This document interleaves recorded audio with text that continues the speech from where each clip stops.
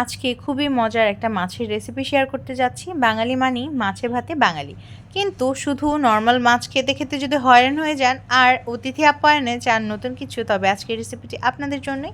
দেখাবো আজকে দই কাতলার একটা মজাদার রেসিপি। তার জন্য প্রথমেই আমি এখানে কথা না বাড়িয়ে কাজে চলে যাচ্ছি।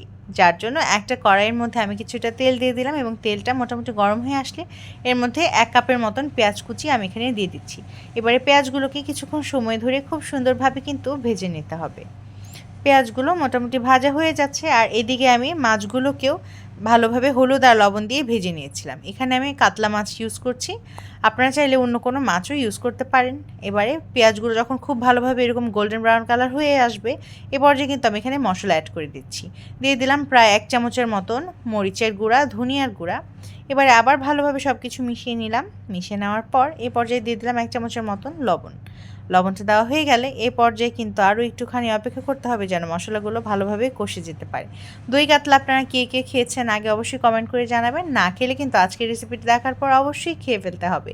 দিয়ে দিলাম 1 চামচের মতন আদা বাটা, 2 চামচের মতন পেঁয়াজ বাটা এবং 1 চামচের মতন রসুন বাটা। এবারে মশলাগুলোকে খুব সুন্দরভাবে কিন্তু মিশিয়ে নিতে হবে আর মশলাটা কষে যাওয়ার জন্য অপেক্ষা করতে হবে। ভালোভাবে মশলা কষানো হলেই কিন্তু খেতেও যে কোনো খাবারই খুবই ভালো লাগে। আপনাদের কার কী মত আমাকে অবশ্যই কমেন্ট করে জানিয়ে যেতে পারেন।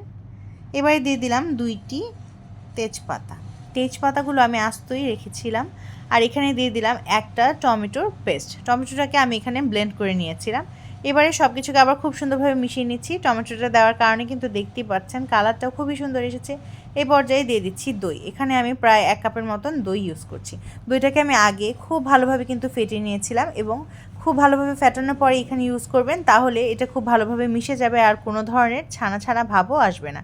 দেখতেই পাচ্ছেন কালারটা কত সুন্দর এসেছে। এবার এখানে আমি কিছু কাঁচামরিচ দিয়ে দিচ্ছি। কাঁচামরিচগুলোকে মাঝ বরাবর ফেরেই কিন্তু আমি এখানে অ্যাড করে দিচ্ছি। এবার আবার খুব সুন্দরভাবে মশলাটাকে মিশিয়ে নিতে হবে আর ভালোভাবে কষিয়ে নিতে হবে। এবারে মশলা কষানো কিন্তু আমার হয়ে গিয়েছে। যখন দেখবেন এভাবে তেল ভেসে এসেছে এবং মশলাটাও কষানো হয়ে গিয়েছে, তখনই মাছগুলোকে ঢেলে দিতে হবে। মাছগুলোকে দিয়ে এবার খুব ভালোভাবে কিন্তু মশলার সঙ্গে মিশিয়ে নিতে হবে। একটুখানি সময় নিয়ে কিন্তু নেড়েচেড়ে এই কাজটি করে যেতে হবে। এ পর্যায়ে কোনো ধরনের পানি আমি ইউজ করছি না। অবশ্যই এখানে খুব ভালোভাবে মশলাটার মধ্যে মাছগুলোকে কিছুক্ষণ সময় ধরে ভালোভাবে কষিয়ে নিতে হবে। এর মধ্যে কিন্তু আমি কয়েকটি এলাচও দিয়ে দিয়েছিলাম। এবারে আমি দিয়ে দিচ্ছি এখানে প্রায় 1 কাপের মতন পানি। অতিরিক্ত পানি দেওয়ার কোনো প্রয়োজন নেই।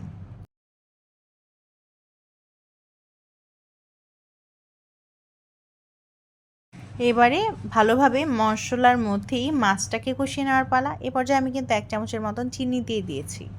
এই দই কাতলা রান্নাতে অবশ্যই চিনি ইউজ করতে হয়, তাই জন্য আপনি এটাকে স্কিপ করবেন না। এবারে একটুখানি নেড়েচেড়ে দিয়ে আরও কিন্তু আমি এখানে প্রায় 1/2 কাপের মতন পানি ইউজ করে দিয়েছি এবং এটাকে ঢেকে কিছুক্ষণ সময় ধরে এবারে রান্না করে নিতে হবে। আর এই পর্যায়ে দিয়ে দিলাম 1 চামচের মতন গরম মশলা। গরম মশলা দেওয়া হয়ে গেলে কিন্তু আবার কিছুক্ষণ সময় ধরে এটাকে জাল উঠিয়ে নিতে হবে। আর একটুখানি নেড়েচেড়ে দিচ্ছি, খুব বেশি নাড়াচাড়ার কোনো প্রয়োজন নেই, তাহলে দেখা যাবে মাছগুলো ভেঙে যেতে পারে। ভীষণ মজার এই রেসিপিটি এক কথায় বলতে গেলে অসাধারণ লাগে খেতে। এ পর্যায়ে কিন্তু আমি এখানে 1 টেবিল চামচ পরিমাণ ঘি অ্যাড করে দিয়েছি। ঘিটা দেওয়া হলে কিন্তু এটার টেস্টটা খুবই ভালো আসবে এবং অবশ্যই শেষ মুহূর্তে ঘিটা দিবেন যেন ফ্লেভারটা অনেকখানি থেকে যায়। ব্যাস তৈরি হয়ে গেলো আজকের মজাদার রেসিপি, যেটি হলো দই কাতলা। কার কার এই রেসিপিটি ভালো লেগেছে কমেন্ট করে জানিয়ে যেতে পারেন। ভীষণ মজার এই রেসিপিটি একবার হলে অবশ্যই ট্রাই করবেন। ভালো লাগলে লাইক কমেন্টের পাশাপাশি একটা শেয়ার করে যেতে পারেন। আজকের রেসিপিটি দেখার জন্য আপনাদেরকে অনেক অনেক ধন্যবাদ।